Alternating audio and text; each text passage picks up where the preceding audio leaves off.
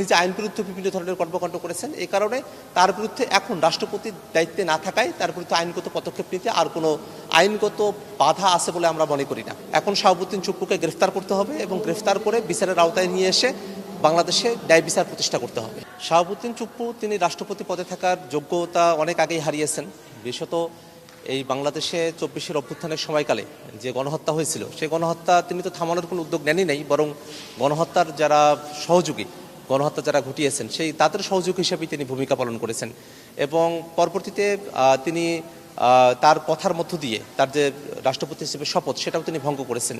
যিনি একবার বলেন যে শেখ হাসিনা তার কাছে পদত্যাগপত্র দিয়েছেন, আর একবার বলেন যে তার কাছে আসলে কোনো পদত্যাগপত্র নেই। এই ধরনের দ্বিমুখী বক্তব্য যিনি প্রদান করেন এত সেন্সিটিভ একটা ইস্যুতে, তিনি আসলে রাষ্ট্রপতি পদে থাকার যোগ্যতা রাখেন না। আমরা ইন্টারিমের সময়টা থেকেই রাষ্ট্রপতি হিসেবে শাহাবুদ্দিন চুপ্পু তার অপসারণ সেই দাবি আমরা তখন থেকে আমরা জানিয়ে এসেছি। কিন্তু আমরা এই সরকার গঠন হওয়ার পরে আমরা তাদেরকে বলেছিলাম যে বিএনপি যেন এই সংসদের মধ্যে অভিশংসনের মধ্য দিয়ে শাহাবুদ্দিন চুপ্পুকে বিদায় করে। কারণ আজকে যেটা হলো সেটা হলো যে শাহাবুদ্দিন চুপ্পু নিজে থেকে পদত্যাগ করলেন, কিন্তু বিষয়টা এমন হওয়ার কথা ছিল না। শাহাবুদ্দিন চুপ্পু রাষ্ট্রপতি হিসেবে থাকতে পারবেন না, এই বিষয়টা হবে শাহাবুদ্দিন চুপ্পুকে অভিশংসনের মধ্য দিয়ে। অর্থাৎ তাকে কিন্তু তার যে যোগ্যতা নাই, তিনি যে দায়িত্ব পালন করার ক্ষেত্রে তার যে শর্তগুলো ভঙ্গ করেছেন, এই জন্য কিন্তু তাকে অভিশংসনের মধ্য দিয়ে দায়িত্ব থেকে সরিয়ে দেওয়া দরকার ছিল।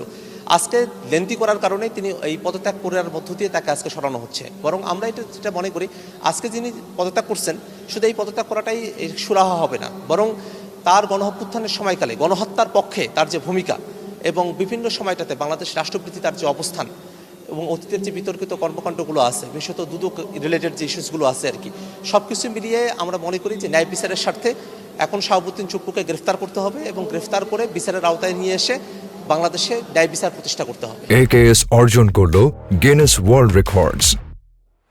AKS কোনো একজন ব্যক্তি যখন রাষ্ট্রপতি পদে আসীন থাকেন তখন তার ব্যাপারে ক্রিমিনাল বা নানা ধরনের মামলাগুলো করার ক্ষেত্রে কিছু ধরনের আইনি রেস্ট্রিকশন আছে, কিন্তু কোনো একজন ব্যক্তি যখন রাষ্ট্রপতির পদ তার আর থাকে না, রাষ্ট্রপতির দায়িত্বে তিনি আর থাকেন না, সেই সময়গুলো কিন্তু এই মামলাগুলো করার ক্ষেত্রে আর কোনো বাধা নিষেধের জায়গাগুলো থাকে না। এই কারণে আমরা যেটা সময় থেকে বলে আসছি যে শাহাবুদ্দিন চুপ্পু এই পদত্যাগের মধ্য দিয়ে না, অভিশংসনের মধ্য দিয়ে তাকে দায়িত্ব থেকে সরিয়ে দেওয়া দরকার ছিল এবং তিনি যে ধরনের গণহত্যার পক্ষে তার যে ভূমিকা এবং সেই সময়টাতে তার রাষ্ট্রপতি থাকাকালীন সময়টাতে এই গণহত্যাটা হয়েছে এবং সেই গণহত্যায় তিনি তো বন্ধ করার উদ্যোগ নেনই নাই, বরং আরও এই গণহত্যার পক্ষে যারা আছে তাদেরকেই নানাবিধভাবে তিনি ক্ষমতায়িত করেছেন।